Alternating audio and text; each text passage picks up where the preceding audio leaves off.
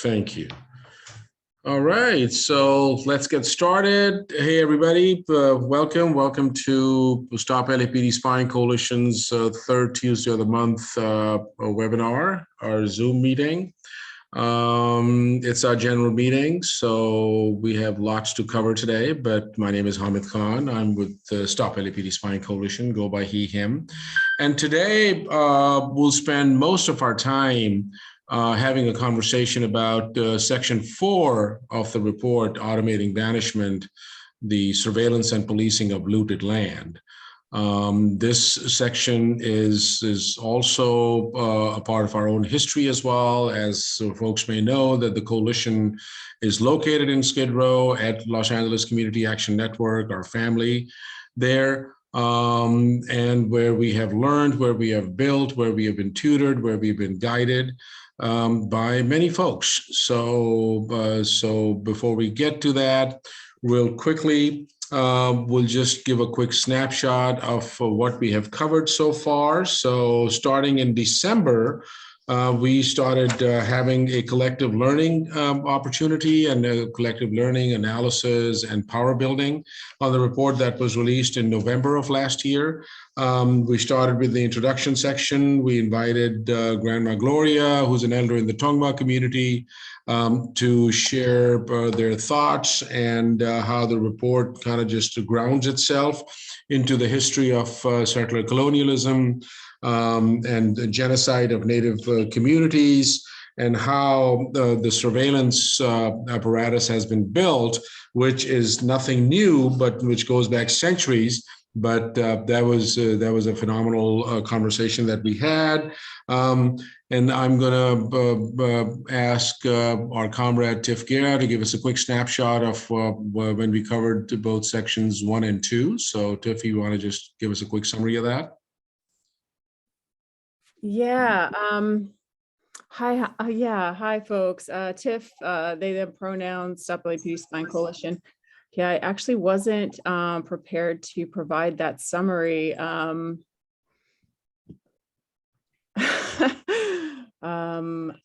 Yeah, I'm wondering if anyone else is able to kind of jump in or remind us about a little bit more about Section 1. Sure. No worries, thank you. So the Section 1 talked about, and it's titled Not a Moment in Time. And that is also one of the coalition's guiding values as well, that, what we are doing right now is not just a moment in time, but it's a continuation of history. So it's really just, it takes us through that journey of, just where we are today, but how that has been the violence that we are seeing today just didn't start after 9/11 or of the National Security Police State, or didn't start with the FBI or with the COINTELPRO program or with the Red Squads. It has a long history. It goes back centuries, and that's what the section did. And then part 2, the architecture of data-driven policing. That's where we went through and kind of just talked about the lineage of that, as to how this day, where we are right now with this current iteration of policing around data-driven policing. But we also want to just emphasize on one thing, that while there's a lot of conversation around surveillance and policing, and the language of technology usually kind of just takes it over, but for the coalition, it's really important that surveillance and analog type surveillance of intelligence gathering and information gathering and keeping an eye on people has always been there. So it's not that, technology just kind of puts it more into the automation that we talk about, but the violence of the state, the violence of surveillance, and the violence has been going on for many, many years. Mamta, do you want to give us a quick snapshot of part 3? Yeah, definitely. So in part 3, we actually had 2 sessions where we discussed part 3. In the latter session, we were joined by folks from CCED and RAP, Paul Bowden of RAP, and we discussed the business improvement districts. But to give you an overview of what part 3 was, we discussed how capitalist crisis, real estate development, and policing kind of act together to enact racial violence and perpetuate the legacy of settler colonialism and conquest through the theft of land and the control and management of people on that land. We talked about how criminal and property law sort of facilitate this racial violence. And section 3 was also sort of a deep dive into the time period surrounding the 2008 recession. And we looked at how that recession, that capitalist crisis, combined with sort of the data-driven policing of LAPD's laser programs and CNAPs, the citywide nuisance abatement programs that were started in 1999 or 1997, kind of merged together these ideas of criminal and property laws to sort of the enforcement of criminal and property laws in the Crenshaw corridor, transformed that entire area, a predominantly Black area, into sort of basically corporate takeover. So we looked at these land grabs and how the recession really sort of enabled profit generation for the ultra wealthy and displacement and wealth extraction from poor and Black and brown communities, specifically focusing on the Crenshaw corridor. We also looked at the sort of consolidation of rental housing in that area into corporate hands, into out of the hands of mom and pop owners and individual residential owners into these like luxury rentals that was kind of enabled by the 2008 foreclosure crisis. And again, we tied all of these land grabs and displacement that was taking place and that has taken place since the recession to the framework of settler colonialism and conquest, land theft and displacement, and surveillance and control of land. And a couple other things we looked at were sort of the public-private partnerships, which are reflected in the business improvement districts that have kind of emerged in the last few decades, and how the business improvement district sort of consolidate wealth into and power into the hands of the land, the corporate landowners in these areas, and how these landowners and these developers have easy access and very cozy relationships with police, with the city attorney, and how they sort of target areas for gentrification, bringing in, in many instances, private security companies to patrol sort of public land and public space. I think, and we talked about nuisance lawsuits and how the city attorneys kind of brings in these nuisance lawsuits to target, primarily residential areas and clear the way for gentrification. Let's see, I think that's kind of it for section 3. Thank you.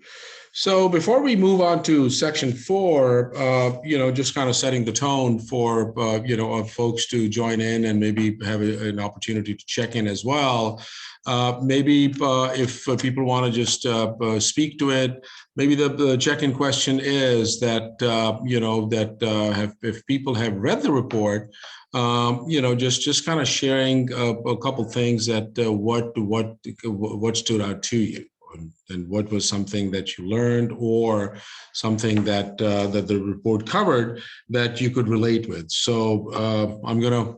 The mics are open, chat is open, so please take a minute to just, if you want to share your name and your pronoun, and just to kind of give your thoughts before we dive into our conversation about Skid Row. So anybody.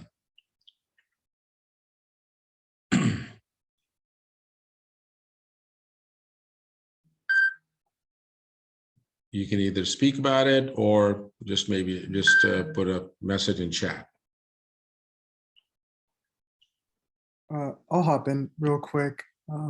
Hey folks, my name is Militias. I use he, him pronouns with the Stop LAPD Spying Coalition. And I guess off jump, one of the things that was kind of special for me about the report was just highlighting the kind of conquest of land as being a constant thing. Really also highlights an intersectionality between struggles here in LA.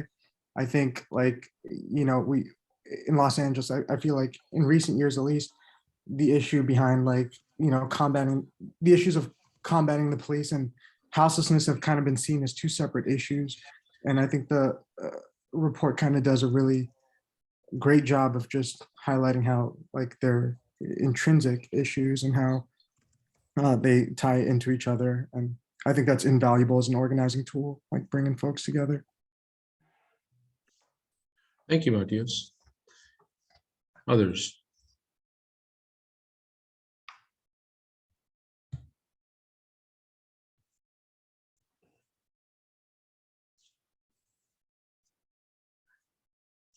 Anybody else has any other thoughts? Any comments?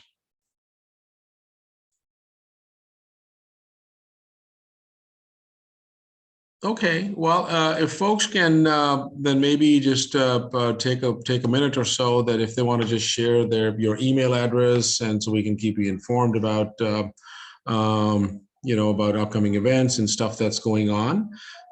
So maybe if you want to just your name and your pronoun and your email address, so that'll be great.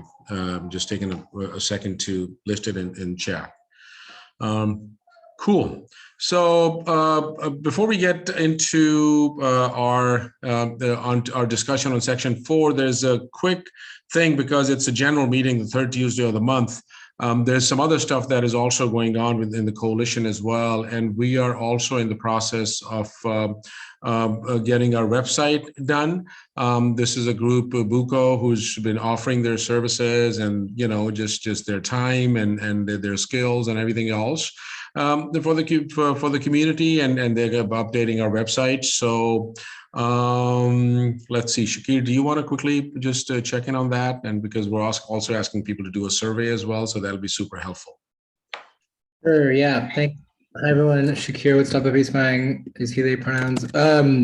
Yeah, so this group that's been helping us with the website, we've been collaborating with them for a while, and they're kind of they've started doing like a first stab at redesigning our website, which has existed without a redesign for a long time.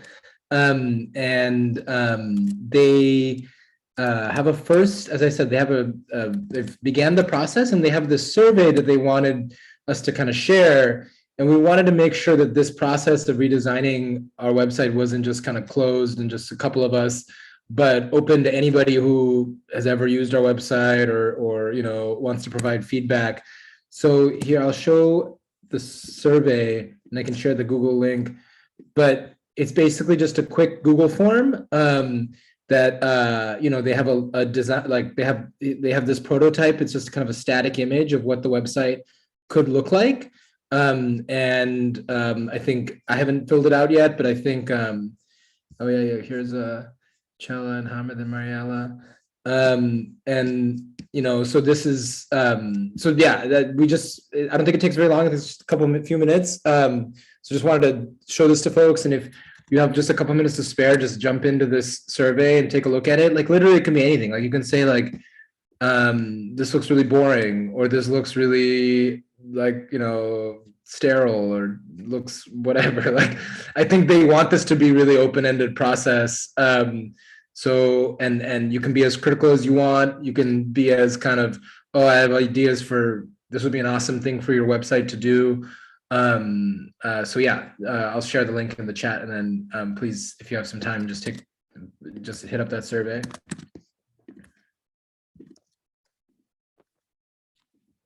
Awesome. Thank you, Shakir. So any comments, any questions, anything else up until now? Anybody else has any comments?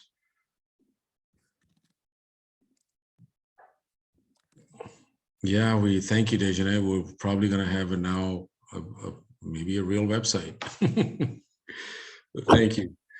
Cool. Well, then let's get on with it about Section 4. And we have our comrades, our friends, our family, folks that we've been building with us, who we have invited to share their thoughts and their analysis and their sort of collective learning about the Section 4 as well.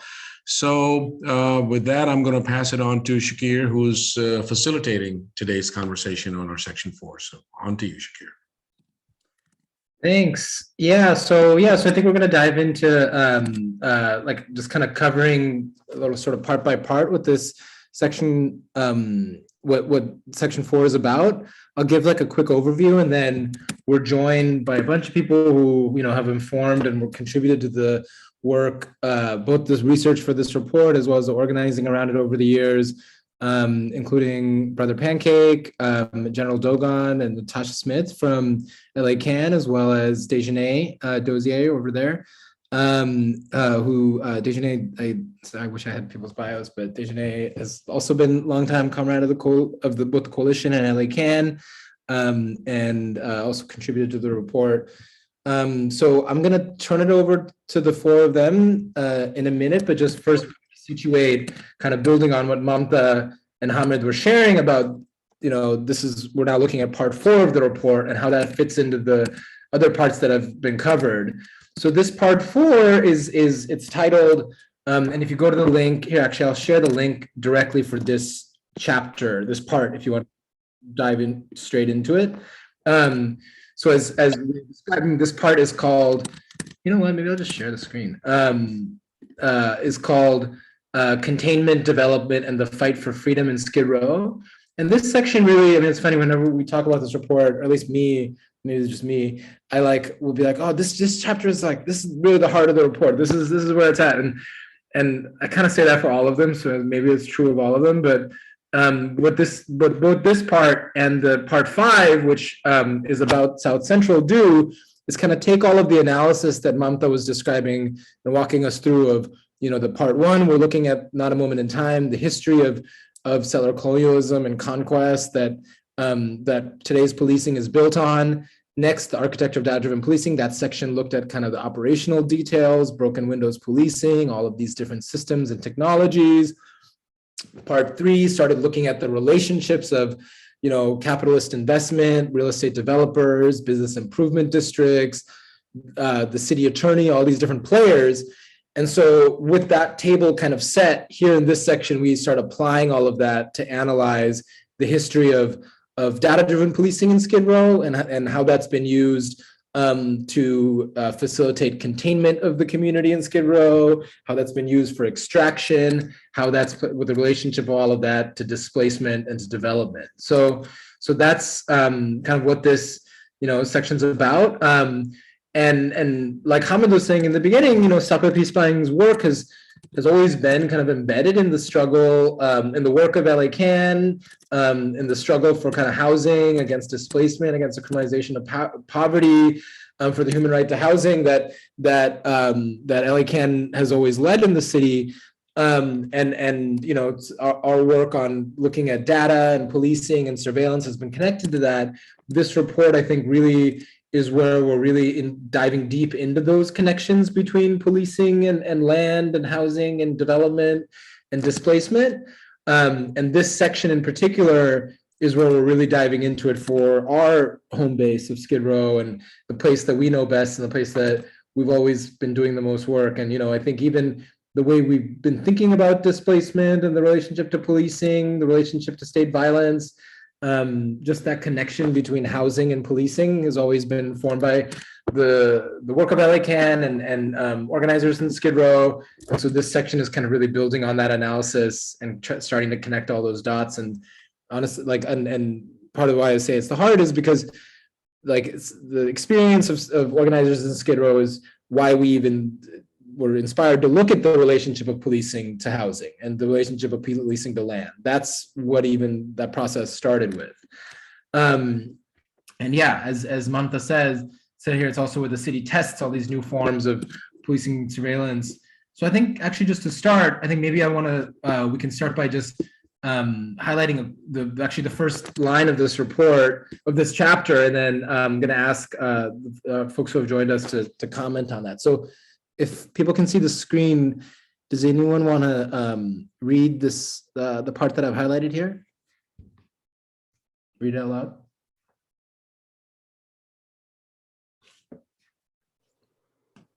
Oh yeah, hey Nina, you want to do it? Yeah, I'll volunteer, Shakir. Oh, okay, cool. Can you guys hear me? Yeah. All right. The highlighted section. All right. Skid Row is a vibrant community of poor and predominantly Black, migrant, indigenous, and disabled people helping each other survive. It's also where the city tests new forms of policing, surveillance, criminalization, neglect, and abandonment. This makes the empowerment and liberation of Skid Row residents crucial in the broader fight to abolish these systems everywhere. Thank you, Brother Pancake. Yeah, so I just want to start by getting people's thoughts on just that quote, what that makes you think of, you know, this testing new forms, like the harms that we're talking about of policing, surveillance, criminalization, as well as the struggle for liberation and to fight those back. So, I mean, Pancake, if you want to, we can start with you. Since you just read it, if you want to just reflect on that quote. Yeah, I would like to. First of all, you know, being born in LA and, you know, being on the ground, experience, you know, the criminal justice system, being subject to police brutality, and, you know, I can share a few things that are blowing your mind, you know, but I want to give props, first of all, to this coalition, you know, and all the work. And before I was introduced to the coalition, a lot of things I didn't know, but, you know, and being knowledgeable about programs and that's not working, you know, and keeping the cops, the pigs, you know, accountable for their actions. So first of all, I would like to comment on some things that, of course, Skid Row, I consider it a community. And I heard someone say at one time that those that are on Skid Row, you know, don't say you live in Skid Row or work in Skid Row. No, don't say that you live on Skid Row and work on Skid Row. Say that you live in Skid Row, because it's all about people. And a little history about Skid Row, you know, primarily, you know, after WW2, a lot of the vets, you know, they had a number of hotels that were single room to house, you know, our vets here. And, you know, look at what containment is on. It's like a concentration, a containment. This is like ground zero, you know, this is downtown LA, you know, Parker Center, you know, and that, you know, if you be caught, you know, in a crime, then, you know, of course, they're going to transport you, you know, to one of the jails downtown here, believe it or not, go down to the sheriff's station, you know. And, but I look at like guinea pigs, okay, you know, they test certain programs, the police, certain programs. You look at data-driven policing and they see if it's gonna work or not. And it's a lot of the criminalization of houseless folks. We had mentioned housing and policing, you know, how they relate to one another, you know, and some folks are in Skid Row for the lack, because of the lack of affordable housing, you know, in various communities there. And I just want to comment on that a little bit. You know, I don't want to mention one thing that those of you may not have known, that may not have been aware of, and I want to comment on the not the Newton Street, well, where Rafael Perez used to be. What is it, Hamid?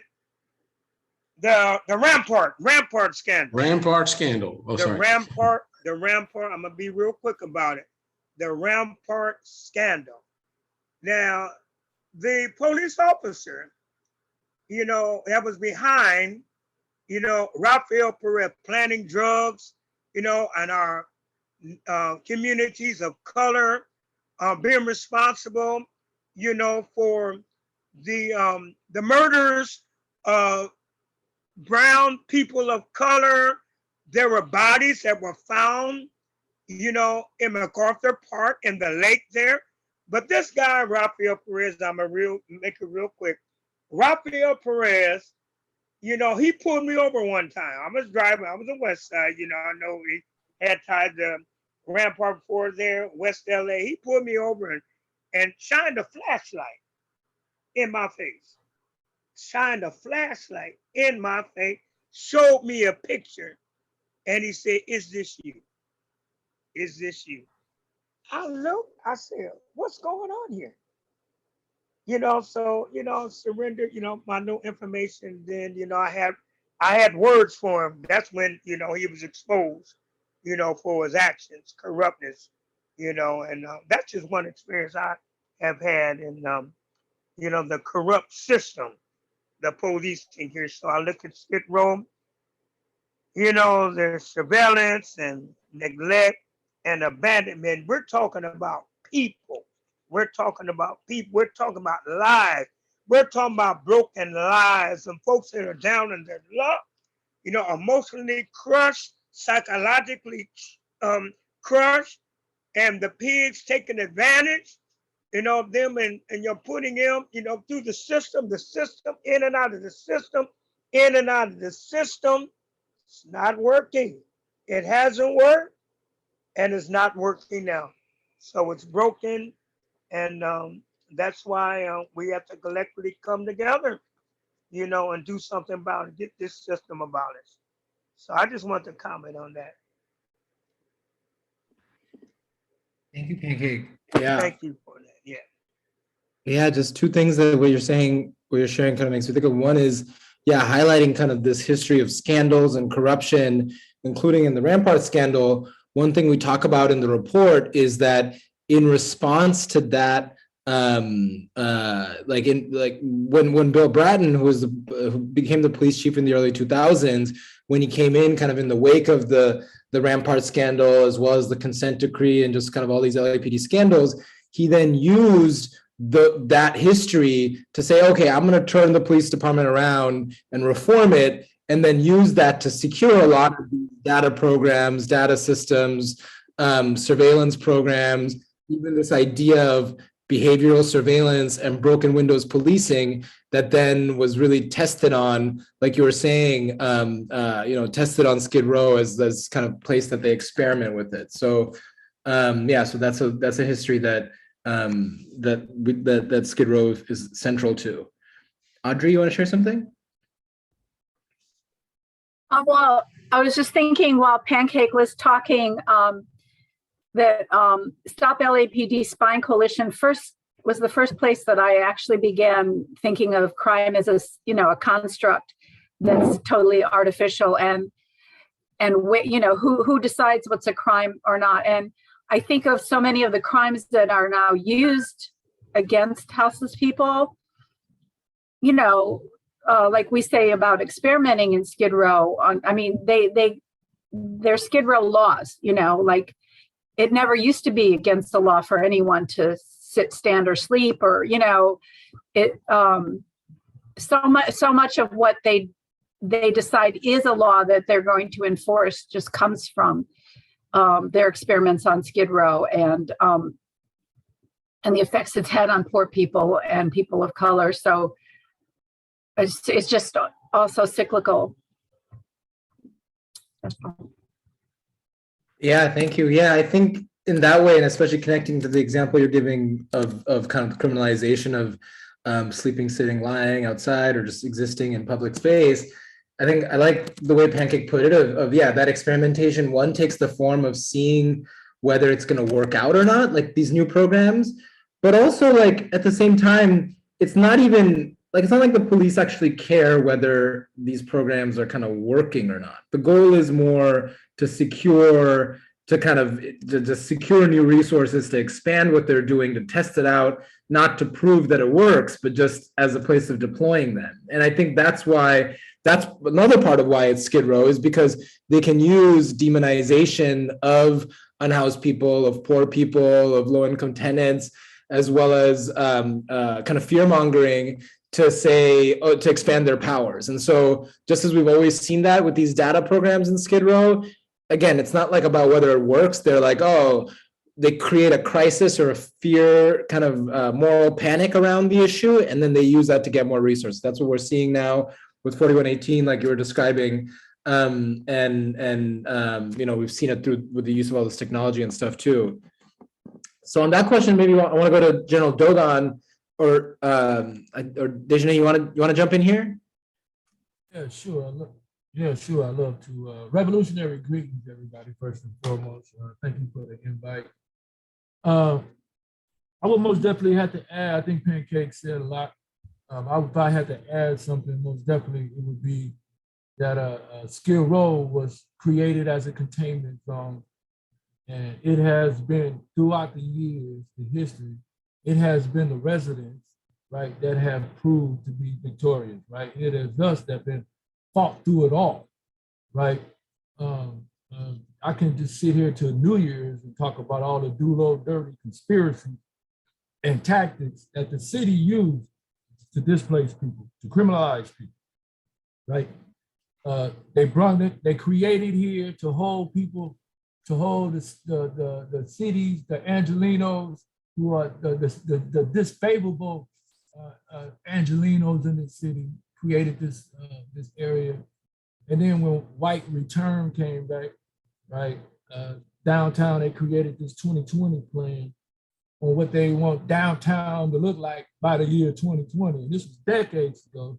This is when I was getting out of prison. They had already had this thing, and I've seen this 2020 plan, and I came back to Skid Row after years of being in prison. And I seen a whole new downtown. I seen a whole new Skid Row, right?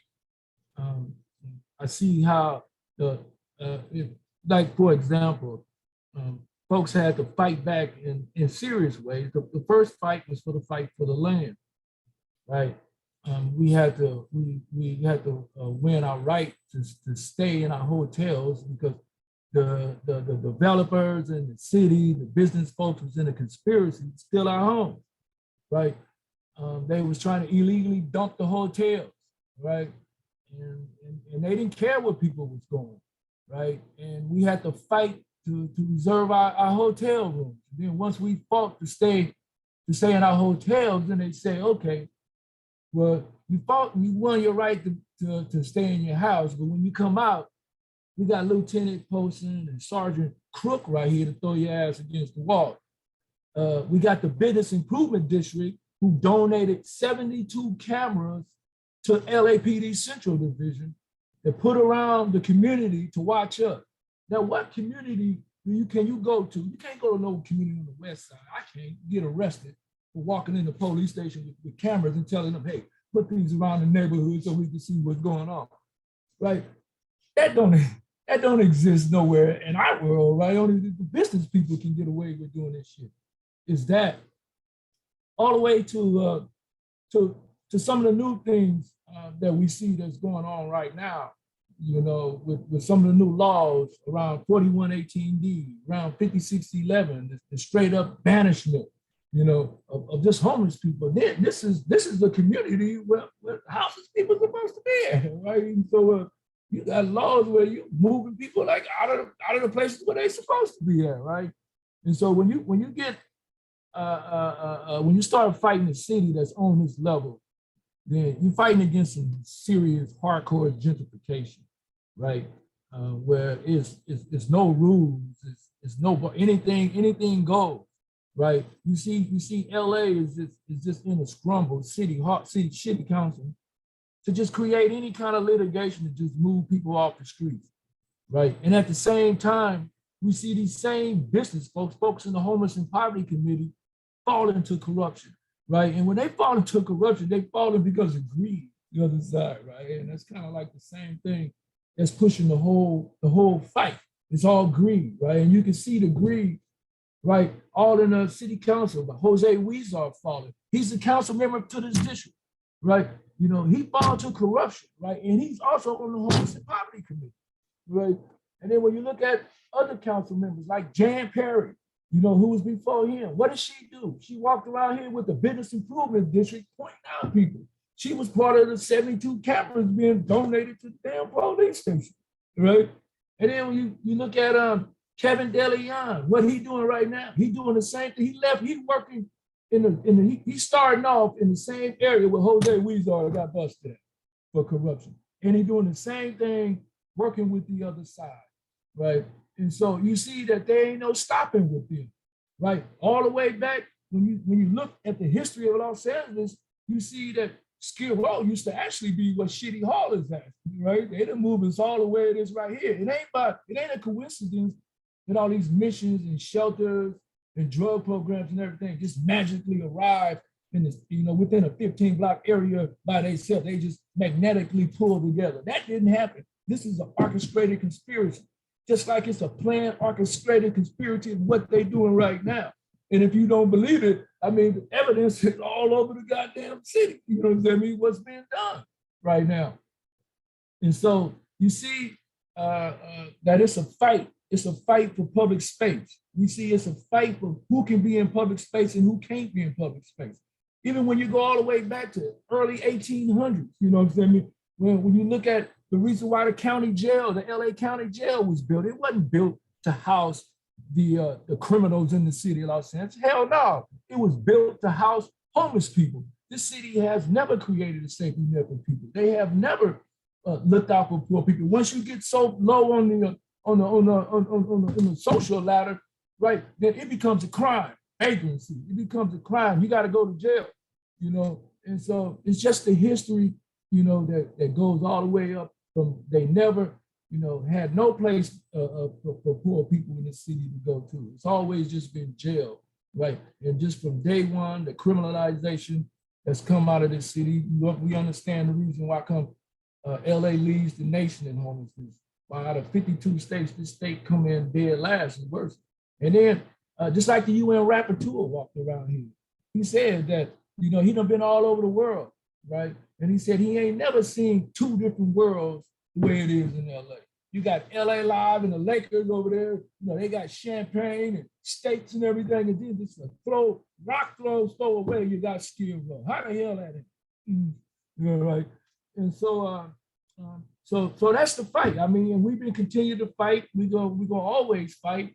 We've been liberating ourselves, you know what I'm saying, since day one. We liberated our housing. That's why we're here, you know, and we still fighting every day. We fought and removed the SCI after 10 years of Bratton. We chased his ass out of here. They brought him to Skid Row from New York just to clean up Skid Row, right? We ran his ass out of here, you know, with his broken windows police and everything in this report, I want to say is real talk, real shit, you know, and it's the fight that's been going on, that's currently going on right now.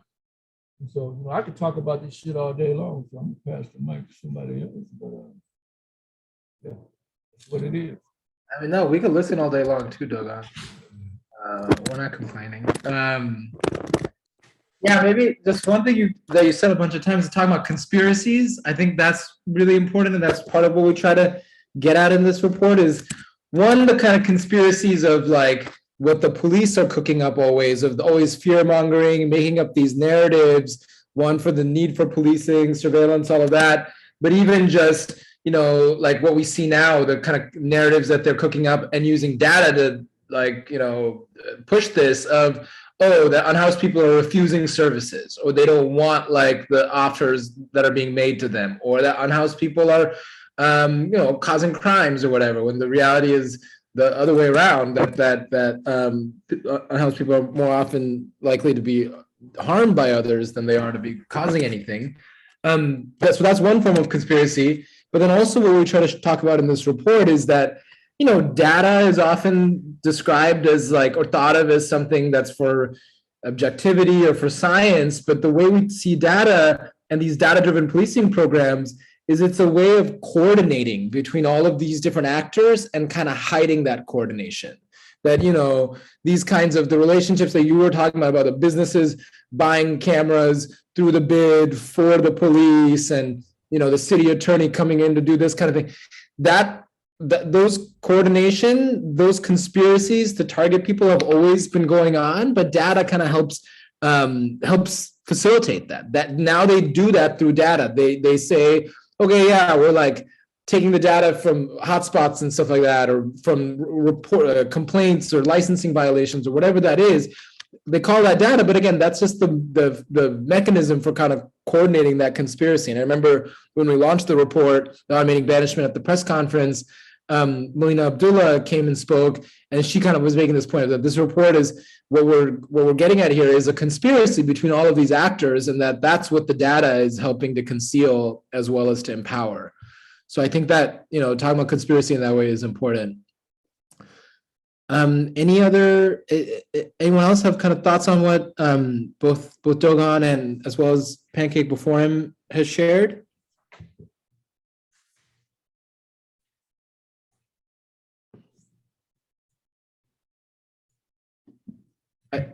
I saw Nick, you had a comment earlier about militias. You want to share about that, or?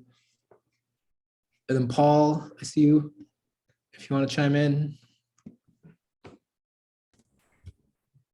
I mean, shit, I'll always jump in with my brothers. I just think that it's important to recognize, I feel that LA isn't just a testing ground to how to oppress people in LA, but it spreads. And it's spreading rapidly. And the whole thing with the business improvement districts and the privatizing of our public spaces is not really new. I mean, almshouses came with the colonizers and we called them jails, but it's the same shit. If somebody is poor because of an oppressive economic system of neoliberalism and colonization, it's because they're dysfunctional and we can lock them up. And the more this report and the amazing fucking community work that happens in so many of our cities, but sure as hell a shout out to LA Chem. Like the more we can use that to build power across the board, we're at RAP seeing it amazingly with the sanctioned encampment stuff. In the early 80s, they opened shelters and they criminalized everybody out on the streets. In 2021, 2022, they're opening goddamn sanctioned encampments, which are nothing more than carceral shelters without walls. And they're reinvigorating their campaign to criminalize buskers, street vendors, street workers, homeless people that are out on the street because of the white reflux back into the cities that General Dogon mentioned earlier. It's a serious education tool, the research that you all did, and it's something we need to really get out and spread the methodology and the impact of it. Thanks, Paul. Actually, one thing I want to share that's in the report that's kind of related to what Paul was saying about this kind of, you were describing this like neoliberal idea that either poverty or deprivation are caused by people's behavior. This is actually a quote that's straight from Bill Bratton that makes this kind of exact point. Does anyone want to read this out loud? You can do it in a Bill Bratton voice if you want, or whatever. No, or you don't have to do it in any voice, but I got you here. Oh, okay, cool. Go for it. Yeah. The one thing and not in the Bill Bratton voice, the one thing I've learned and now strongly advocate is that police, properly resourced and directed, can control behavior to such a degree that we can change behavior.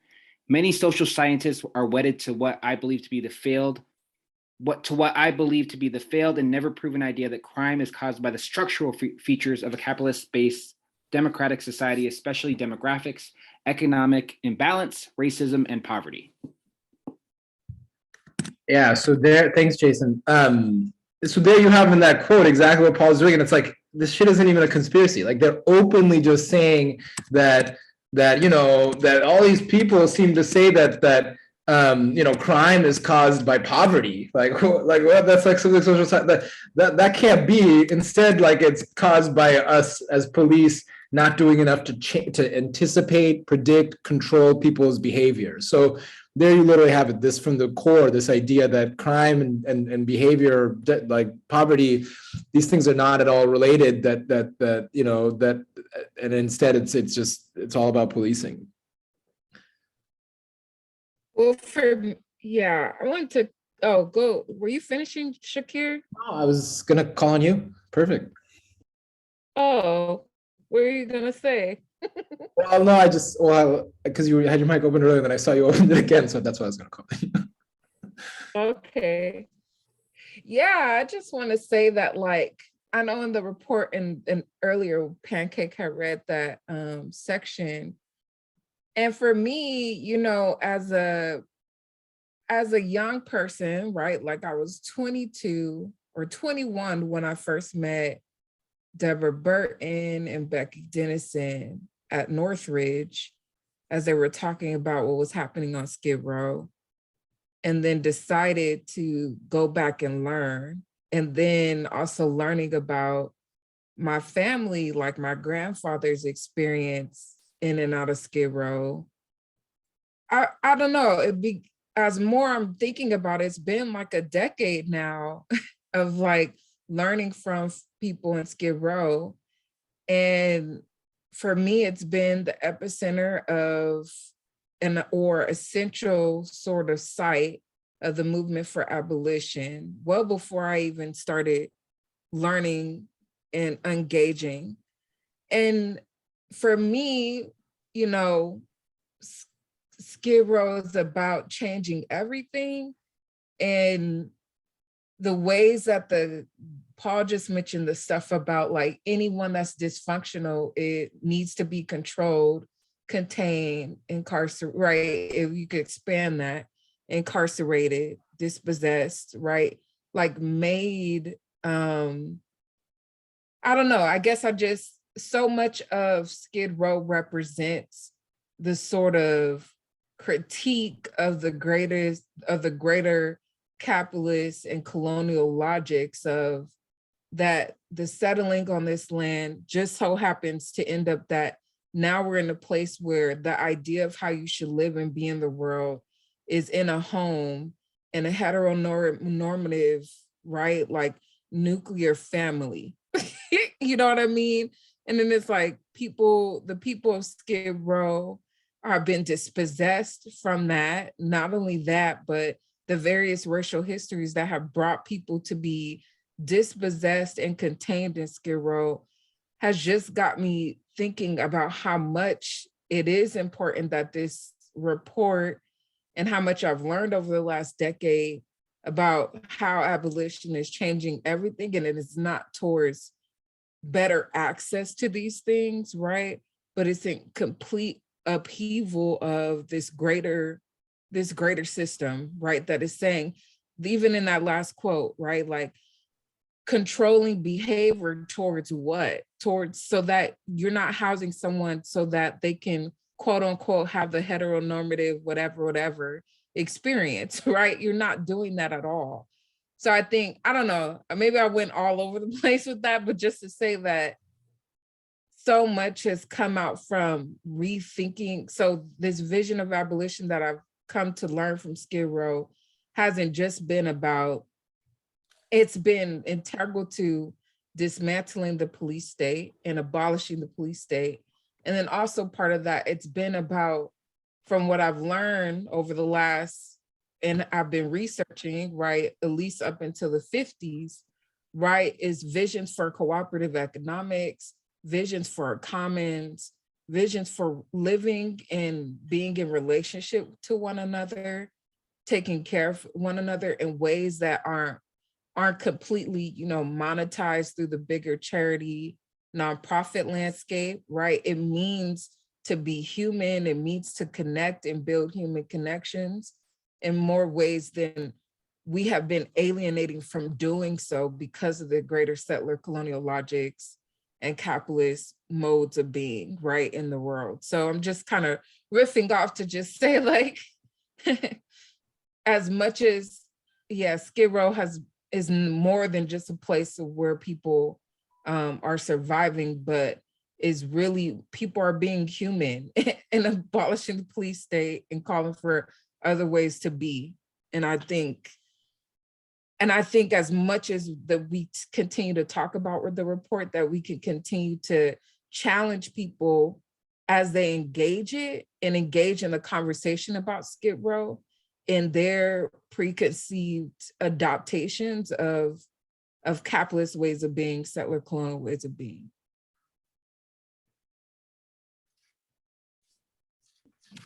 Thank you. Yeah, no, I love the point that, yeah, like abolition is about changing everything. And also it's about kind of this building of community, building of care, building of these like kind of new ways of relating and taking care. And that isn't just something that is sort of, people will learn from theory or something, but that we see that in how people are living and surviving and relating to each other in Skid Row. And it's that community that's why that community is being policed and attacked and behavior change, all of that.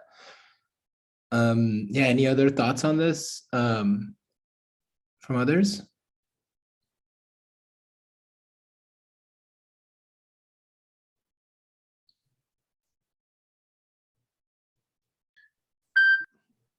Yeah, Hamid?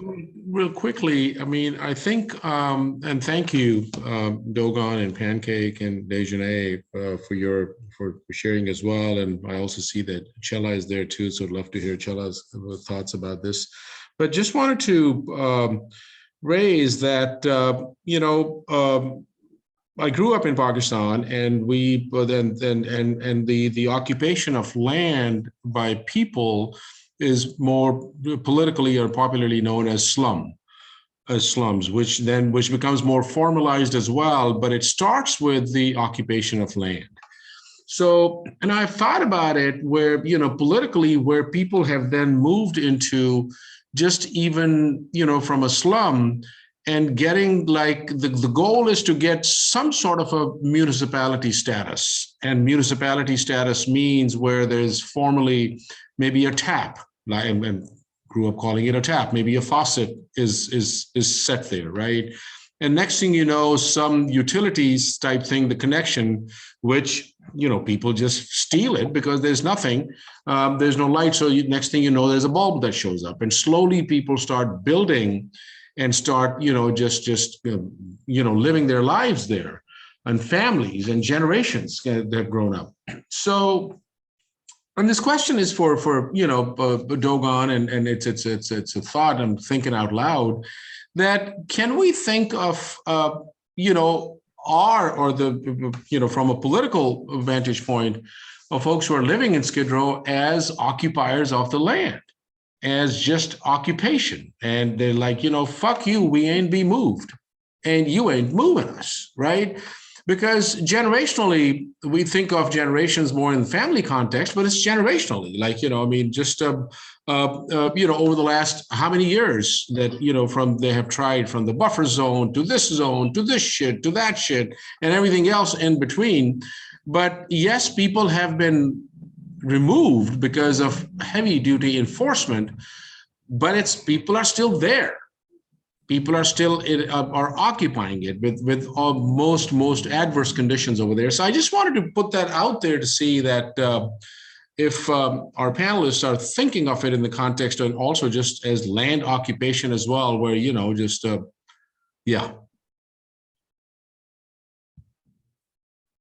Yeah, most definitely. Oh, go for it.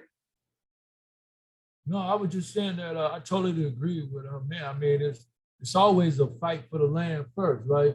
That's where all the wars start at, right? The majority of them, they fight for the right to be on the land. And that's what we had to fight for. We had to fight that moratorium I told them about. It preserved all the hotels downtown and citywide. They had this, what they call a adapt the lease program, something like that, where they was coming and they was offering these hotel owners ridiculous amount of money for their building. And you know, these guys is greedy. They can't turn down the money. They had wanted to take the money and they just illegally just dump people out. And it was us going around letting people know what was going on and about this practice and was fighting back. And the reason why we still here today. And even through the police and shit, you know, the police and some of the most central division police station right here is the most powerful LAPD division they got. It's the only division that don't house prisoners because of all the sophistication of weapons that they got there. They got SWAT there, they got East Side Detail, they got the horses unit, they got buy and bus teams, they got about like Metro division, they got so many different divisions there. And the police station is designed to be powerful like that because they figure if it's going to be a terrorist attack or something like that, it's going to hit downtown area because this is where all the money is at, right? And so the police station right there, Central Division, won the meanest city award for the worstest police station in America for the way they treated a Skid Row residents. The policing that was coming out, it was on steroids. You don't just policing within a 15 block area. How the hell do you get 1,100 citations, 11 to 1,300 citations, and 750 to 1,000 arrests per month, right? LAPD broke records with arrests right here on Skid Row, right? And then when you look at CD14, that's what this council district is. You look at the lawsuits that came out of CD14 within the last 20 years, like 7 to 8 lawsuits. You can't compare that to some of the other districts, right? This is what's been fueling the homeless crisis and what's keeping shit going on, right? And so those lawsuits also was our right to stay on the land, right? That was our fight back. You know what I mean? We had to go around and do what we call creating culture of resistance, you know, and a fight back in the community. We let folks know what was going on. They may arrest a couple of people when they first implement some type of new program. But once we find out what they're doing and we go around and we do know your rights training on the blocks and let people know what was going on, that was the end of that. People was ready to fight back, and we was ready to fight back at any cost in any way because we saw what was the attack was on the block. You had the horses hitting the corner one every 20, 30 minutes. Then you got the bicycle, East Side Detail hitting the corner. Then you had foot patrol, rookie cops hitting the corner. You had buy and bus undercover cops hitting the corner. So it was just community was just constantly under attack. And then on top of that, they got all this goddamn surveillance on top of it. They got Big Brother. So if you missed a pig, they came by, they got Big Brother watching you and shit, right? And so this is how all these arrests accumulated. And it was us that's working with each other, coming together, bounding together, and fighting back, creating that culture of resistance and fighting back, being our brothers and sisters keeper. And that's the reason why we still here today, you know, and Bratton and all the rest of these cats is gone. We done ran their ass out of here. They don't know what to do next, right? Because we here, we fighting. We like Muhammad Ali. We do the rope-a-dope for a minute and then we come off the ropes and it's on, right? And so that's the way we got to fight. And that's the way we've been winning.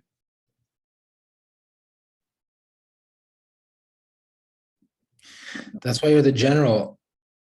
You're playing the long fight. Many fights, it ain't just one. Different fight every day, every week. We got to fight this week, and just like I say, when it ain't happening on Skid Row, it's happening on the borders of Skid Row. Look what Kate, the council member, he all in little Tokyo.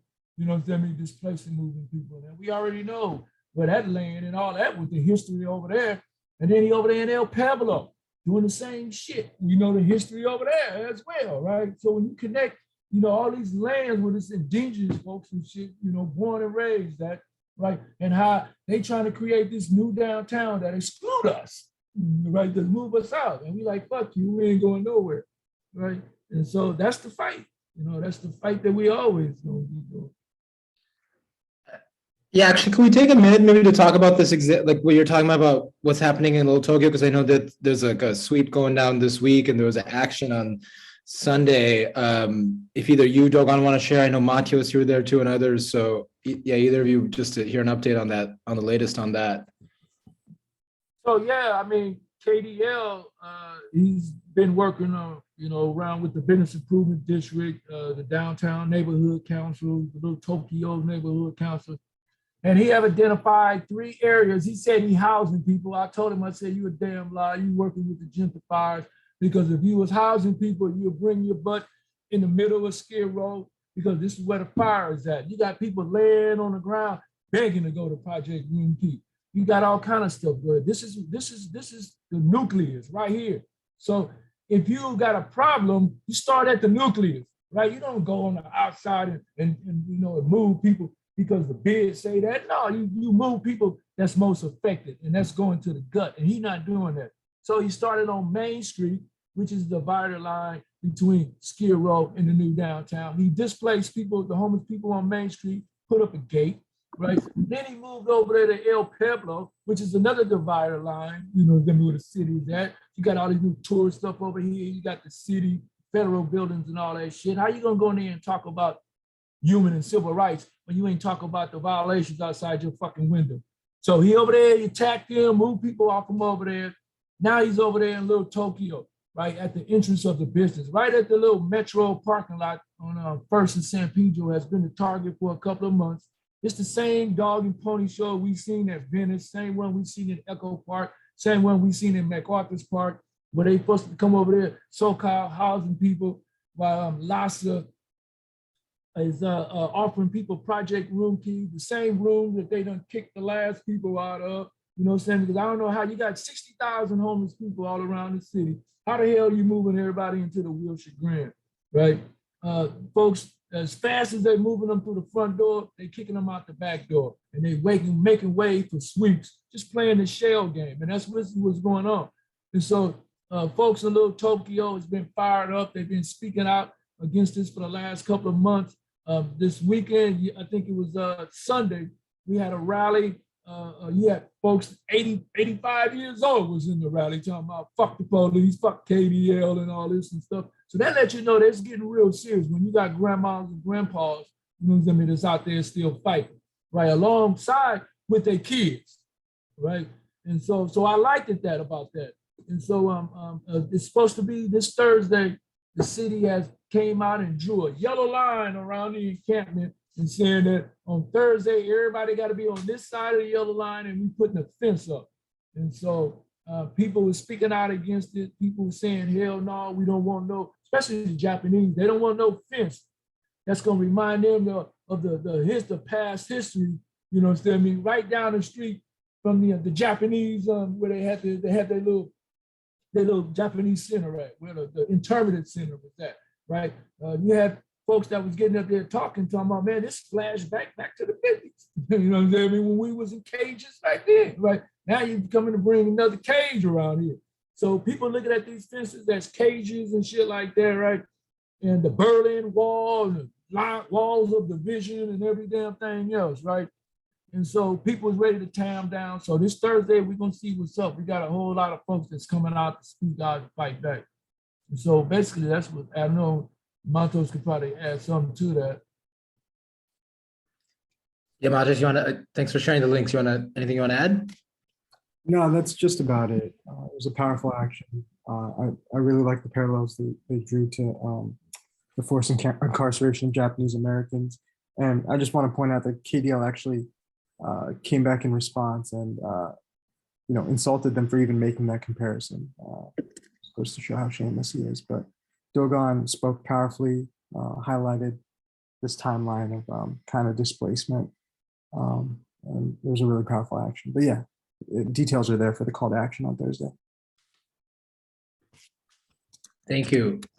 Yeah, so these are people who are actually speaking from their historical experience of internment and the parallels they're seeing, and Kevin DeLeon's telling them, no, that's insulting. One thing I want to just show also from Skid Row when we're talking about these fences, so just so people realize, I mean, one function of fences obviously is keeping people out and or containing people, but also just very specifically, it's also to prevent like here's an example. In this photo we took a little bit right as before the report came out. It's put on the sidewalk so that people who are previously living there now no longer can, and it's blocking out people who are previously living there. And one thing about it is it's ironic because at the same time that the city claims that tents and encampments are a problem for compliance with the Americans with Disabilities Act and for people to get around in wheelchairs, the reality is it's these fences are doing that more. And if anything,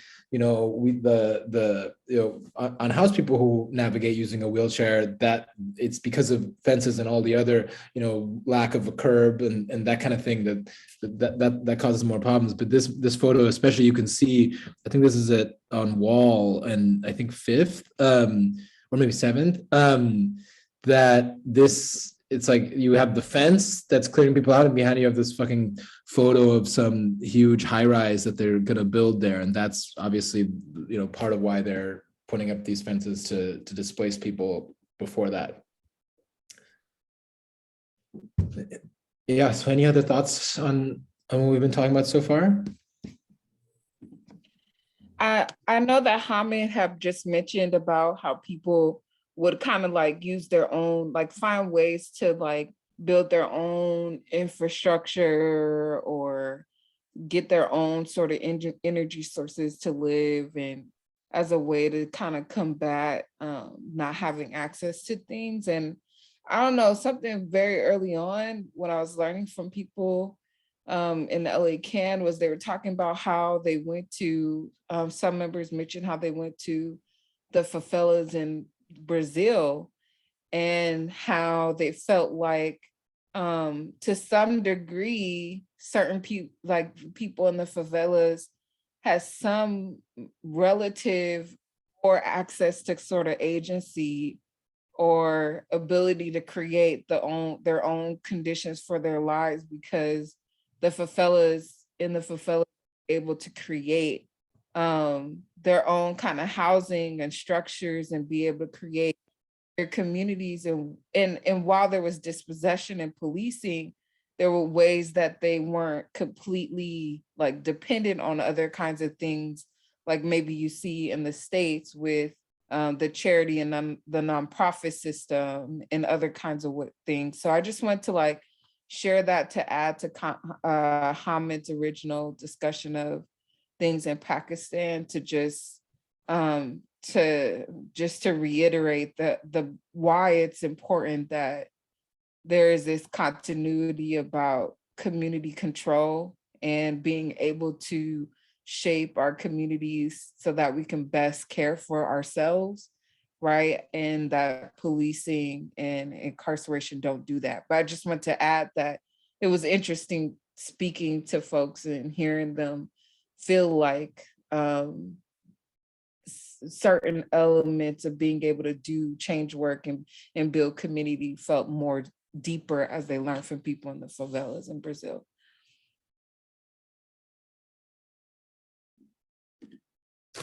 Yeah, thank you. Yeah, I think these kinds of, one is sort of as Paul was saying, looking at how the methods of control and oppression obviously spread from one place to another, but more just also along the same lines, how methods of resistance and community and care and solidarity also spread kind of globally among our movements.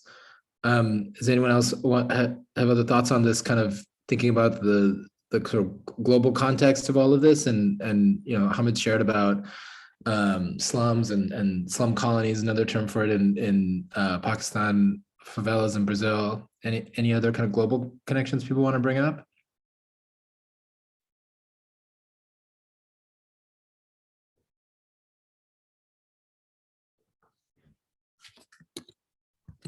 I'll mention something, Shakira. Oh, somebody's got their hand up. Sorry, I didn't see that.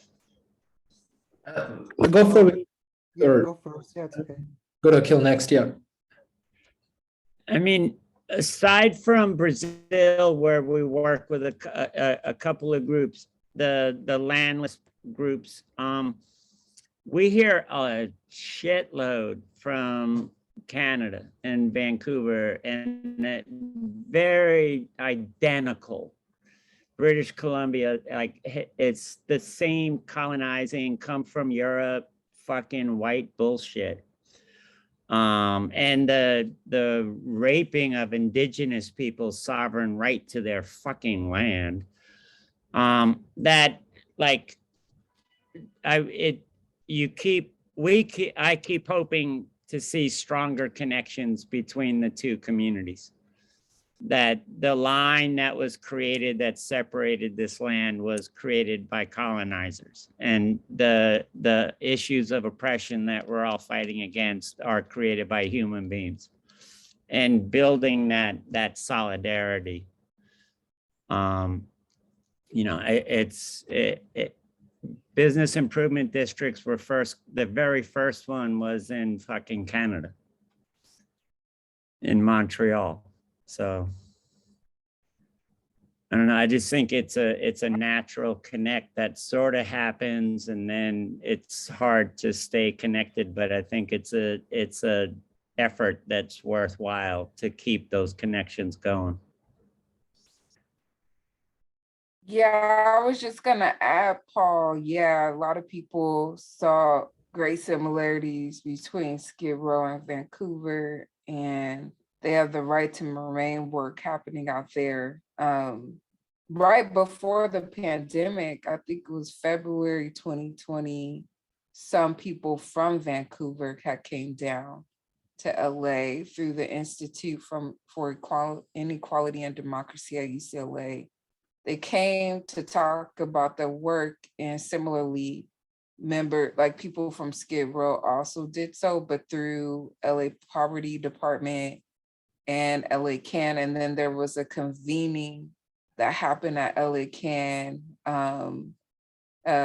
with a bunch of people at the table just talking about how to better connect the work. Obviously, that was right before the pandemic. So just want to share that. And I think there were some conversations that were happening. I don't think Steve Diaz is on here, but there was a discussion around certain similar policies that people were fighting in Vancouver, that like people in Skid Row could offer strategies around. So that's happened. I don't know where that has been for people, but just wanted to add that as like some connection, the last recent connection that people were making between the two places. And hopefully, that could extend to like the Bay where you are and elsewhere. So yeah, we got to build it. We are.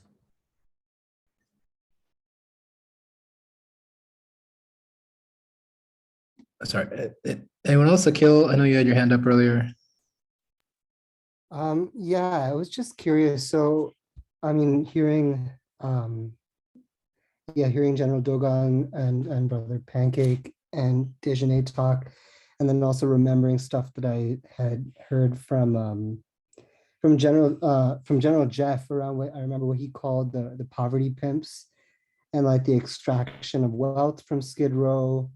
And then the fact that we, with the coalition and especially Lauren mapping the predpol hotspots and showing the sort of digital fence quarantining people in, and then like so the so many similarities in my mind to like classic patterns of colonialism, like trapping people within a certain place or forcing them to leave, mass incarceration, and also just sending stormtroopers in on quote unquote missions to take out insurgents or whatever, and then also taking wealth out of the community over and over and over again, and then also the resistance to that. I'm just curious to General Dogon and Brother Pancake Edition, do you all and Chella too, if you're there, do you think of Skid Row as a colony in LA, and when you're looking around the world, what places either now or in history do you feel like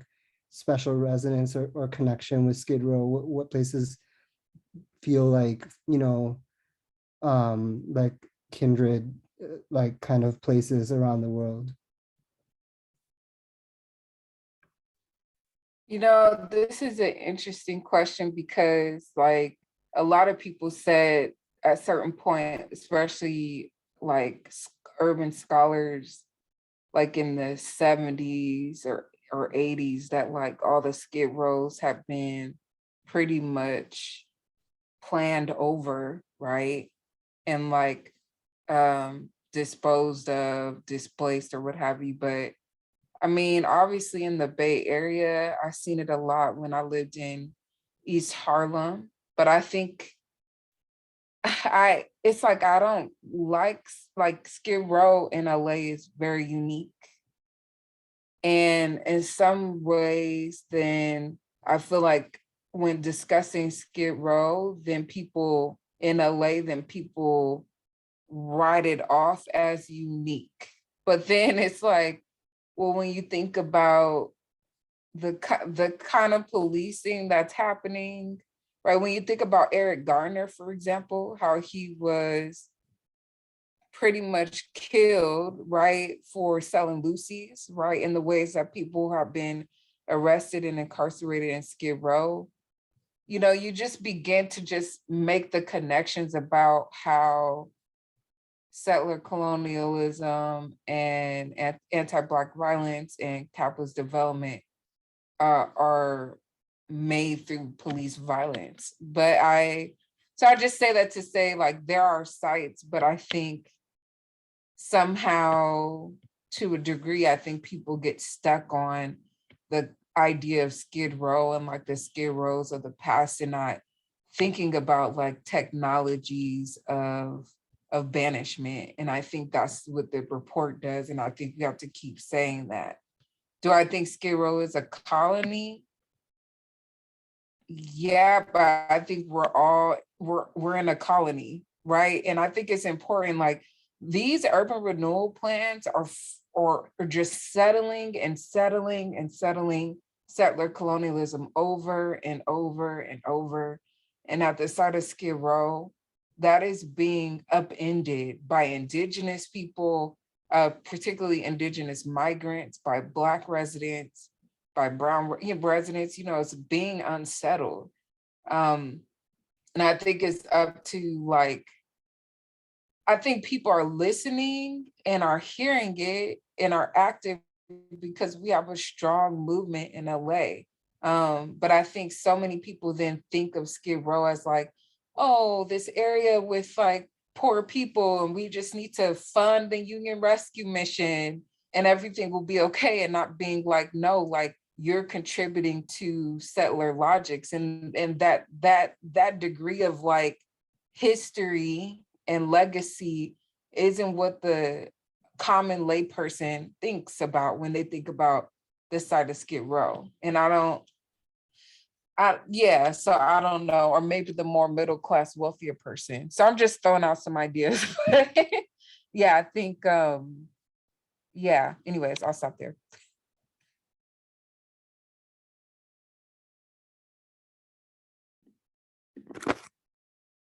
Thank you. Any other thoughts on that, or either Akil or?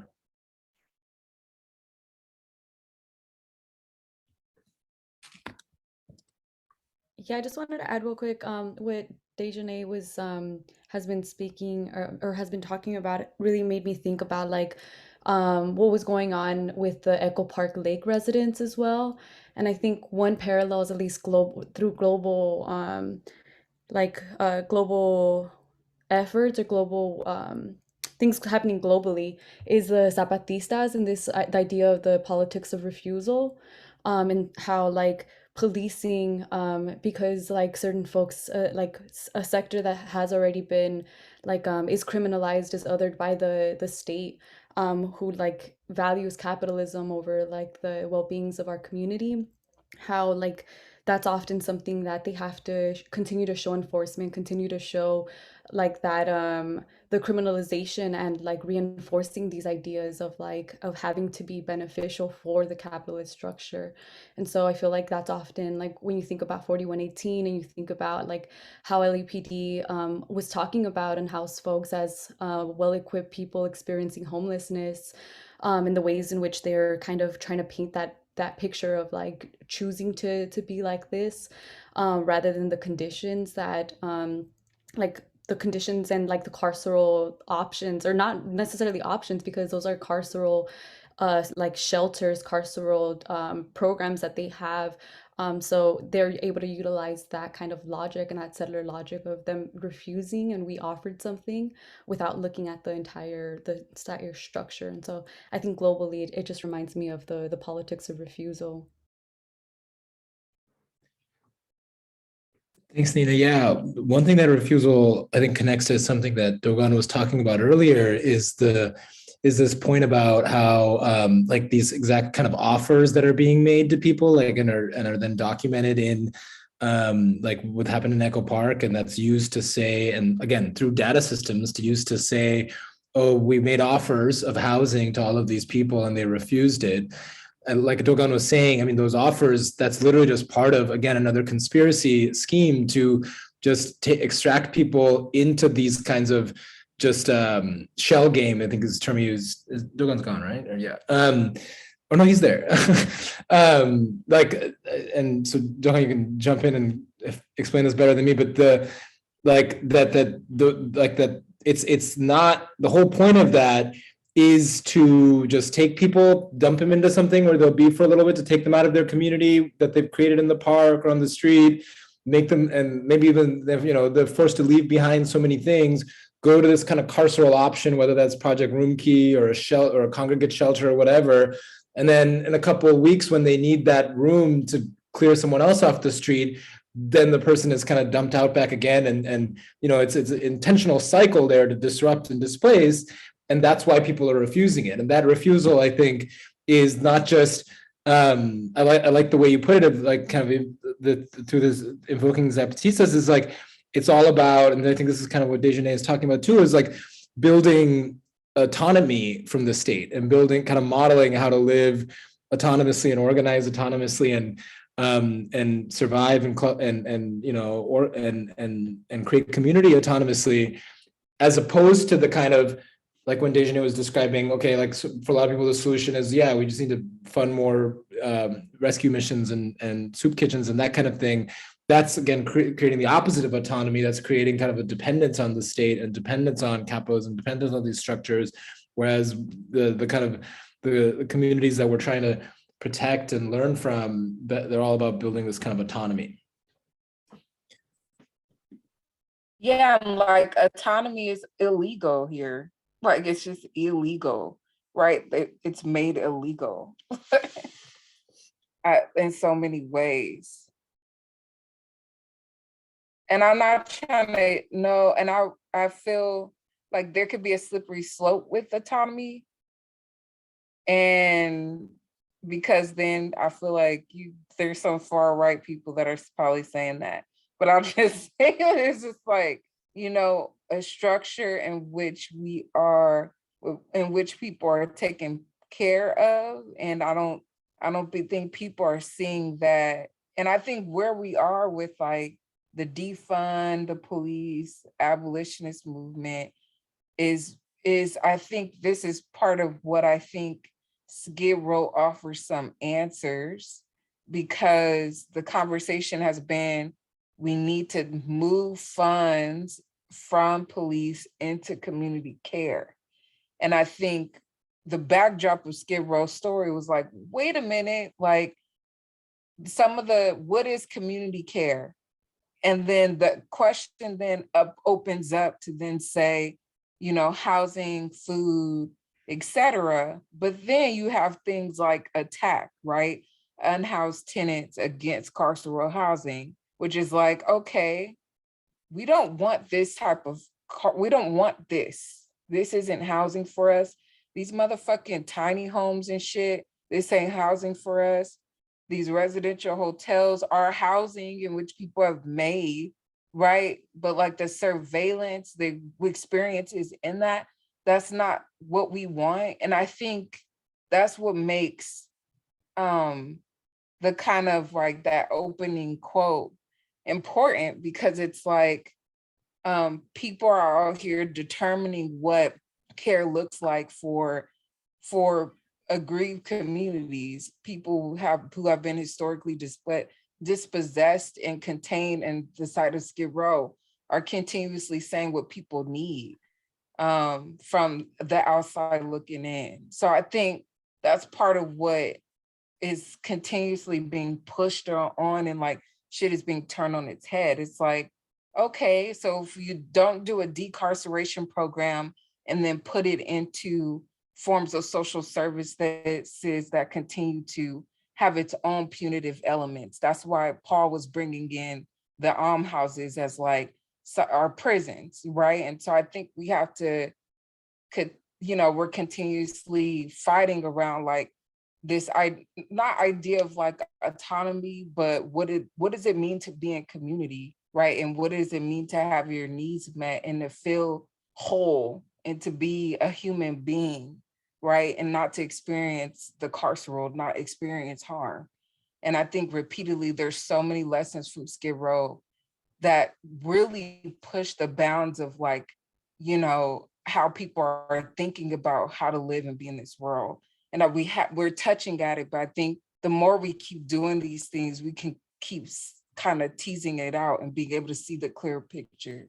And I think we're always fighting against the state. And I think in that there's these appeals for like how we can live and be. But I think the more we create space to think about how people want to be would be important for grounding, our movement, because I think that's where we're at. Yeah, thank you. I think I want to turn this a little bit into a question, because I appreciate what you're saying about this kind of slippery slope or tension that exists. So yeah, at the same time that we are building autonomy and modeling autonomy, building this resistance, like what role is the state have? Because we also are saying that, in a defund type of way, like a sort of that we need more investment in the community, that the resources of the community has been deprived, the services, but that maybe that's kind of different from autonomy, or kind of being just sort of rejecting a role for the state. And I like what you're saying of from Skid Row, we can see how people have navigated that kind of, the contradiction or lived within that and created community within that. But I'd love to hear, this between this kind of on the one tension of we know the state is a source of policing, of all this violence, of deprivation, denial, extraction. On the other hand, we are also sometimes, and we don't want to be dependent on it, but we also are making calls for, providing housing, providing resources, providing food, and whatever it is. So yeah, I'd love to hear people's thoughts on that.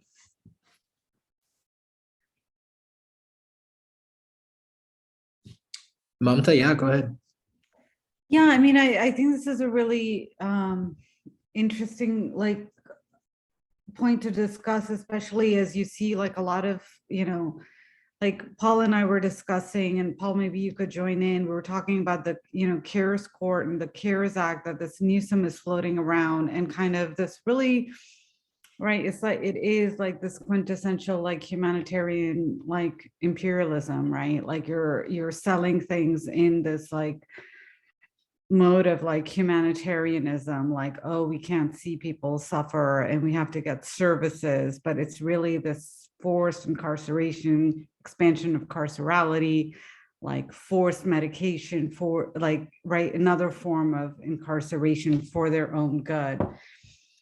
And people get really confused, right? Like the sort of the I don't know, like even like the public debate around it is so asinine in a lot of ways. I mean, it's clearly it's like the drug jails, right? But they get sort of I don't know, PR'd into this other thing. And I think like, yeah, and it also drowns out like the real need for investment in community and disinvestment from like the war, as you're sending like billions to NATO or you know, arms manufacturers at the same time as like you talk about how you can't, you know, house people or provide basic necessities, and there is a need to call for that, but then the reaction or the response is these really horrendous initiatives that the governor is putting forward. And like, how do you mount that fight, you know, like how do you organize for that? I'm just something we're talking about. Yeah, actually, Mamta, can you explain, just people who might not be familiar, what the kind of care courts, that proposal and the conservatorships, either if you or Paul or someone want to explain that a little? Yeah, Paul, are you there? Okay. Yeah, I mean, it's essentially this like, I'm just learning about this more, but this forced conservatorship for unhoused folks who are deemed to be, you know, mentally ill, unable to take care of themselves, that they're creating, again, more, I guess, another court system to process literally, right? Like more people into forced conservatorships and forced treatment without the follow through of like actually even what that, like, without actually funding the treatment or having a plan for the treatment. But again, they're selling this as like, oh, you get, I mean, I just know this in the context of like, oh, you get a public defender, you get like a right to counsel, as though that sort of, you know, makes up for having the system. So it's in the same vein as, from what I understand, like in many jurisdictions, like we do have all these crazy like carceral expansions from like homeless court, drug court, mental health court. It's another like conservatorship court that they're floating, and it's part of the bigger plan that Newsom has statewide. Paul, do you want to talk about that we were talking about earlier? Yeah, and Jade and I've been hanging out here tonight, like putting together a work plan for a statewide organizing campaign based on some emails with Pete and Gary and others. So yeah, we're gonna be fucking with this shit big time. I mean, it, you know, it goes back to the almshouses. It goes back to, you know, poor people, not everybody with a disability or everybody with a challenge or an addiction or whatever. But when it impacts poor people, it's a crime. And for their own good, we can get rid of them and make them disappear. And we saw massive redlining and shit when all the white people moved out to the suburbs, and with the housing subsidies that came with that shit. And we're seeing massive redlining and criminalization as they're moving back into the cities because they want to be downtown. And that means we all got to go, because everybody knows you can't improve the living conditions in a neighborhood of poor people without displacing all the poor people that live in that neighborhood. That's the mindset. That's the colonization hangover from how a lot of us got here, my heritage included. And it's just it's using the carceral system to ensure that you can make people disappear that you want to get out of your community. And I guess we are occupiers. We're occupiers on somebody else's land. But I would say that we're occupying our space because we will not disappear, and they can't make us no longer exist. So we got to fight like hell. Paul, can you talk about what the CARES court proposal is, the care court's proposal? It takes us back to the days of family members and any first responder. So right now it's cops can 5150 you. When they say any first responder, that gets really freaking loose. Can put you into this lesser protective court system with public defenders repping you, but we've seen with homeless courts and mental health courts and substance abuse courts, representation is you have to plead guilty first in order to get the services you desperately need. So I don't know why they even have public defenders in the fucking room.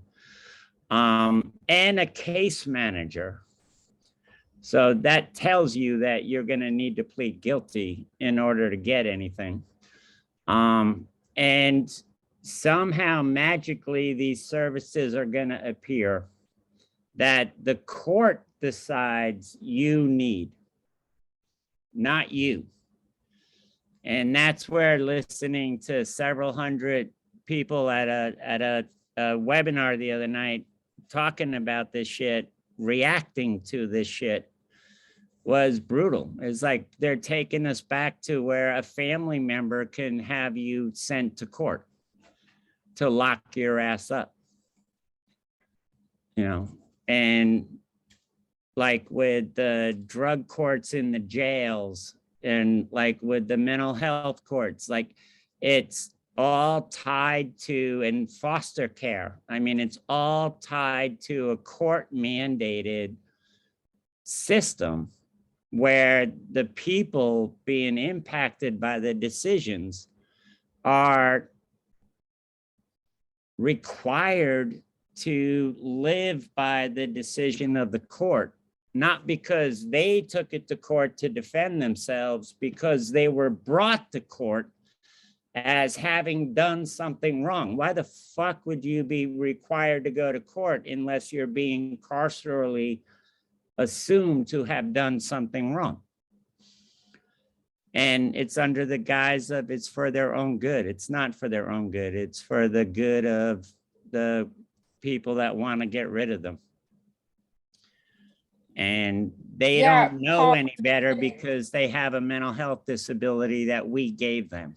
Or they don't know any better because they're homeless. Or they don't know any better because they're addicted to substances. Because we say they don't know any better, we have to decide their lives.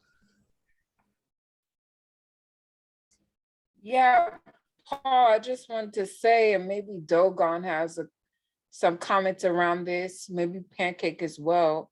But like for the last 10, 15 years, right, RAP and many members in that, including LA Can, have been fighting around and under the auspices, right, of obtaining rights, right? And so I'm wondering then, because that has been a long, arduous, difficult struggle in and of itself, right?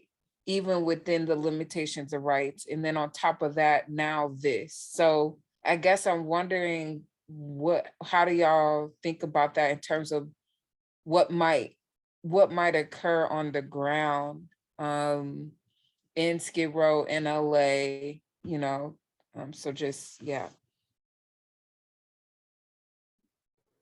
I mean, I think shit like that's created for the Skid Rows, right? Yeah.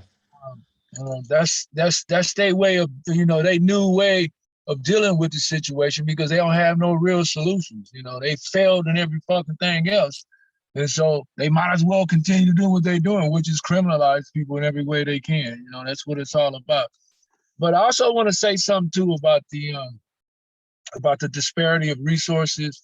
And so it kind of pissed me off. I was looking at the news and see how, like, soon as the war started, how like Biden was so goddamn fast and quick.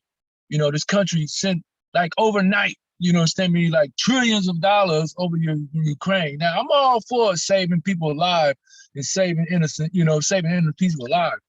But America is a fucking hypocrite, right? Especially when you're looking at, you know, you don't have Philip Austin, UN Rapporteur, right? Done traveled all around the world. He came to Skid Row and around about right? And he said conditions are so bad that it's worse than third world country refugee camps, right? Now this is like several years ago. This ain't like 2 weeks ago when he did this shit. This is years ago when he came over here and did this, right? And then when you look, when the COVID-19 epidemic came, it took this fucking country damn near 5 months just to decide whether to give people a goddamn stimulus check, right? But yet when some shit happened on the other side of the world, you understand me? These motherfuckers overnight send trillions of dollars. Like, where'd this money come from? Like, that's the end all solution to some of the problems right here in this fucking country, right? And so we shit that we've been saying all the time. You understand me? It's always people over, profit over people. You understand me? How the wars just blood suck everything. And then it's just trickled down with all the we get new laws and shit like this new shit, this conservation shit, whatever the hell it is, about the mental health folks. So that's the kind of shit we get. Instead of the resources, understand me, that we're supposed to get the trillions of dollars our community's supposed to get to uplift ourselves, we don't get that, right? Instead, we get all these bullshit ass laws and all our resources get sent overseas for some other shit, right? And so that's, I want to just say a little couple of words around that. Yeah, but Dejanay, laws like this are most definitely created for the skid rows and stuff like that. And I agree totally with Paul was saying, understand me? Hey, I don't know how to do this. I don't know how to help you. So this is the way I'm going to do it. We're going to lock you up, right? Because we don't want you to do this. We don't want you to do that. We're going to lock you up. And so, I mean, that's what it's all about. That's what it's been about with these people. And that's what the fight is about with us, to break the chains on this shit. Thanks so Charlie, you want to share something? Oh, I'm just piggybacking off of what he just said. Something that me and my friends were just talking about around Ukraine and how, like, literally, let's be real, Ukraine is a white country, right? I'm not for anyone overpowering anyone, but when it's a Palestinian country, when it's a South Asian country, when it's a Middle Eastern country, when it's an African country, what's going on? Like, they literally leave us alone. They literally like talk shit about us. It's this thing around like the good versus bad ethnic group, right? Pretty much the fact of the matter is they don't care about black people, as Kanye West said in a few years ago. I know he's a mess, but I'm just saying. But literally, they don't care about black people. And literally, black people are the highest population that are, as we know, that are poor. They're the highest population that's homeless, the highest population for everything here. And literally, it's because we're not white. If we were white, this country would have got its shit together. But it's not going to get its shit together. I love what Nee said earlier around not depending on the government, because the government's never going to do it. They are never going to do it. They're creating other ways to criminalize us. So we have to think of ways to literally survive outside of that shit. Thank you. Muting myself again. Thank you, Chella. Yeah, Brother Pancake? Yeah, I'd just like to say a few closing words. The observation that many of us, I'm sure, see that the system is broken. The criminal justice system, institutional racism, we don't need any reforms. We need abolishment. And, let's stay focused and, on the work of this coalition, to identify, no surveillance state, to build power and resistance. And when we fight, we win. We can't sleep because it's real out there. I'll see what's on the ground. Actually, what's on the ground. I've been inside and I've been outside. And so, the cops, we look at Villanueva, the sheriff, the election, he rides in the business riding on his pony, saying he was here to house the folks, but he was only about helping his image. truth be told, helping his image.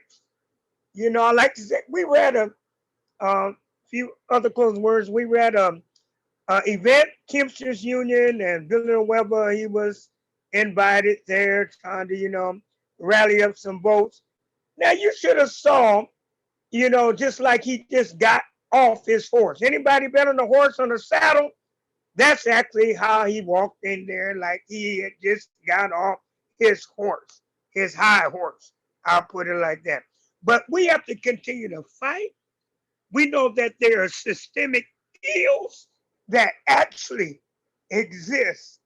And there are folk that are marginalized, that don't have a voice, that need to know, educate, empower them. So the work that we have to do on the ground, get the word out, continue to recruit, continue to do outreach, to reach out to folks and bring them in and let them have an opportunity to join us in this fight. And I'm very passionate about this. And again, I want to appreciate the work, Hamid, Jamie, and Tiffany, all those that have been a part of this coalition for years. And the reports, before the bullet hits the body, all the reports, facing up to Michael Moore, being there, being at the Fusion Center when the Pope came to the country, we were right there in the actions, So I just want to again applaud the coalition, all of you all that are fighters, that are warriors. Let's continue to fight, because when we fight, we win. Continue our conversation. I hear you, Paul, out there, Western Regional Advocacy Project. So it's not only here, it's in other places also. And so let's just build together. And, one good thing out of this pandemic, how we're able to meet virtually like this, across anywhere, other folks can chime in and inform of what's really happening. What do we see in the similar issues, and to come together and have solutions. So I wanted to just share that from my heart. Thank you. All Yeah, power to but the- Pancake, we got to do the dominoes and music again one of these Hey, days. Paul, I'm hearing you, bro. I can't wait. The Zoom shit don't have that. I can't wait, Paul.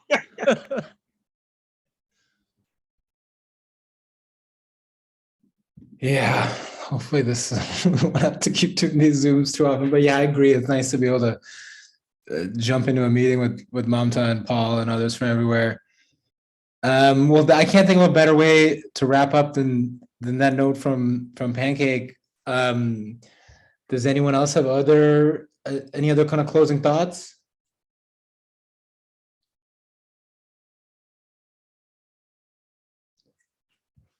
I'll just say that I have a lot of love and respect for everyone on here who's doing the work, and also just say I feel so blessed to have been able to.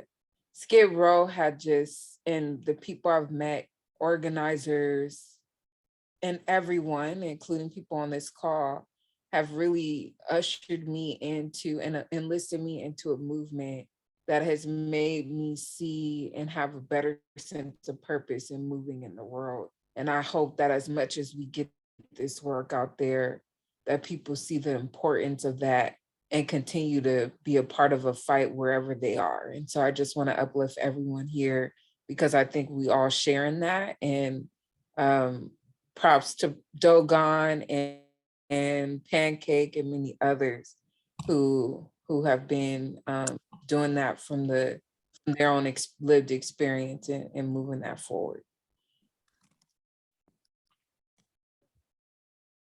Thank you. Yeah, I feel the same about everything I've learned being able to be in these meetings with y'all, and yeah, before that, being in meetings in LA Can, or also just showing up and learning and unlearning from people.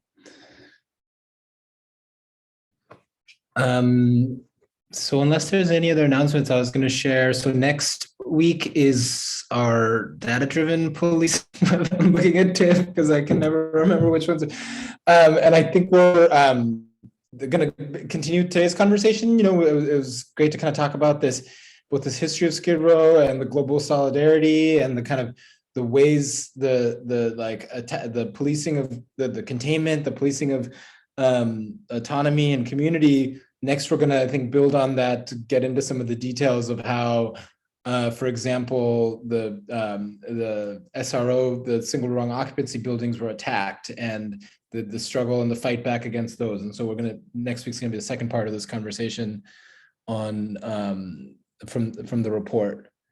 And then I think we also have announcements from Matios and Hamid, and anyone else also feel free to jump in if you have anything you want to share with the group. Yeah, I'll be real quick. So the coalition's just helping amplify the campaign to free Rochelle McGee, the longest serving political prisoner in the United States. Has been incarcerated for 58 years. And there's going to be a Twitter storm on Thursday at 12 p.m. Pacific Standard Time because it's his birthday. So, you know, we're trying to get Rochelle McGee free. And there's a letter writing campaign. I'm going to plug the link in the chat here so folks could just fill it out. It takes a minute and share it and send those tweets out. You can shoot us an email and I'd be happy to forward you the toolkit for that. Thank you for this really nice conversation. So next Friday, not this one, the following one, March 25th, please join us in our fundraiser, which is going to be online, and on March 6 p.m. we're celebrating our 10th anniversary. I mean, 10 years was last year, but we're celebrating is this year. You know, so come and join us. I also shut it down. So what do we say to data-driven policing? So I also posted a couple of links up here too, if you scroll up for registration. So please register, and then also a link there for donate as well. And we're really, really looking forward to it. We're excited. It's going to be a fun evening. It's going to be with some musical performances and all of that, but we're really honored that we're also going to be honoring our comrades as well. And two of them are on the screen here as well. We're honoring Chella, and we're also honoring Dogon. And then in addition to these two amazing folks, we're also honoring Nadia and the Palestinian Youth Movement. So join us, come join us, and it's going to be a great evening. Yeah. Back to, well, I guess back to me again. Go ahead, Shakir. Yeah, thank you, Hamid. I think the last announcement, I think, Nina, you wanted to share something? The calendar? Yeah, but I think the sharing thing is disabled right now. Yeah, I just wanted to share with folks, just because I know that there was a few different announcements for different events, and sometimes it's a little bit hard to keep track. So I just wanted to share really quickly how folks can also access our different events. So if you go to the stoplapdspying.org, our website has a tab for the meeting calendar. So if you pick or click on that, it'll show you the meetings that we have, as well as some information if it's going to be on Zoom and what the working group is, as well as some events. But if folks ever want to get plugged in as well to any of the working groups, this is a good resource to just be plugged into the different meetings for that month. Awesome. Real quickly, though, I think that Friday, the 25th, the defund surveillance is going to be rescheduled, the 1 o'clock meeting. So if people go, because it's show us some love, send us $1. Appreciate it. All right, cool. All right, folks. All right, loved ones. It's really, really awesome to have you all here. This was a great conversation, and then looking forward to next Tuesday's conversation as well. So with that, be healthy, be safe.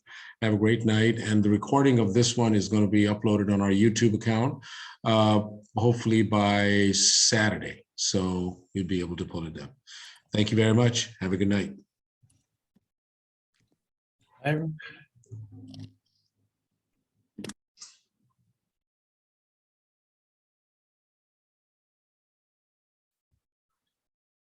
Nobody wants to leave. Everybody wants to stay. Nobody wants to leave people can stay back. Hey, Chella and Dogon, tomorrow is the thing. Please be at LA Can between 2 and 5. Linus is going to come and film you both. All right, cool. Chella, did you hear that?